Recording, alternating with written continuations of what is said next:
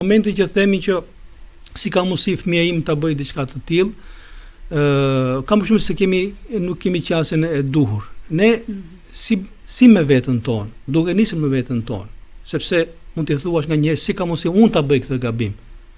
Po ti je i gabueshëm, po gjej rrugën e duhur kur ta qortosh veten tënde, kur t'ia lehtësosh vetes tënde. Është shumë interesante Kiti që ta nisësh edukimin me veten.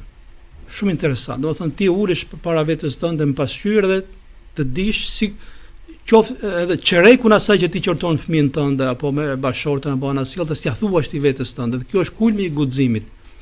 Njëherë me veten tënde të mundohesh të ballafaqohesh, pastaj me fëmijët, po gjithmonë me atë strategjinë që e themi tërhiqje, po mos e kput asnjëherë.